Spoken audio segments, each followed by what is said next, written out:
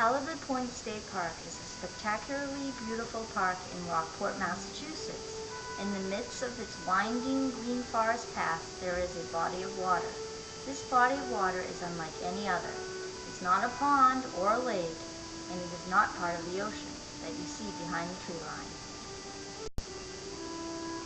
Instead of a bank, the body of water is walled off by steep cuts of granite. The walls are cut at unnatural angles, and looking closely one can see unnatural straight slices in the rock.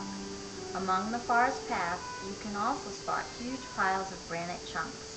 The reason for these piles of granite and the unnatural cuts in the body of water at the center of the park is because the body of water is really an abandoned quarry filled with rain. The now filled quarry is called the Babson Farm quarry, after the Babson Farm that was on the land before the granite mining began.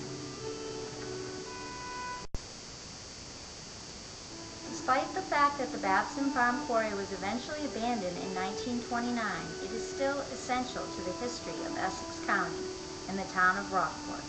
Although technically settled in 1623, before granite was mined there, Rockport did not even officially exist.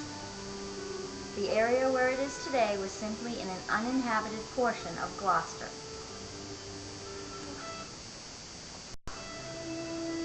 Mining began in Babson Farm Quarry in the year 1840. Although from other areas of Cape Ann and Rockport, granite was being shipped out throughout the east coast of the United States as early as 10 years before.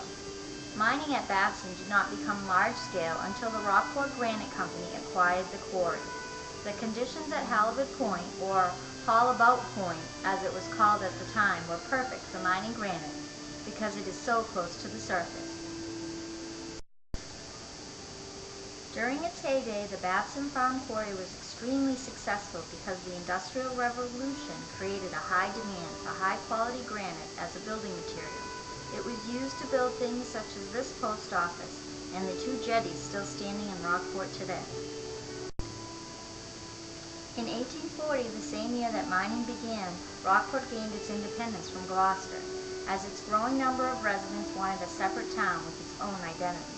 The name Rockport gives tribute to the town's chief sources of income at the time, its ports and its rocks.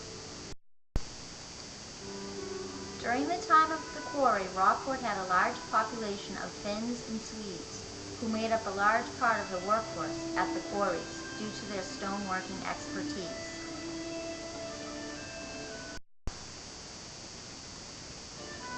The success of the Babson Farm quarry came to a screeching halt when the Great Depression hit, and cheaper cement was being used in place of high-quality granite.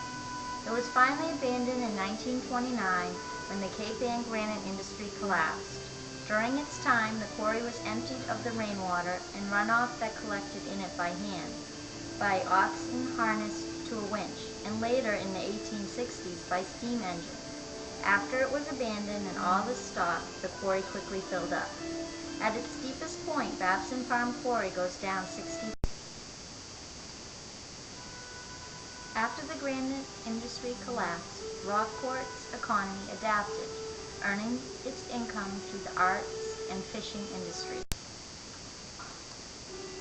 Shortly after its abandonment, 17 acres on the eastern side of the quarry were purchased and given to the trustees of the reservation. During the Second World War, a fire control tower was built next to the quarry to provide aiming information to the massive coastal defense guns that were guarding Boston and Fort Smith Harbor.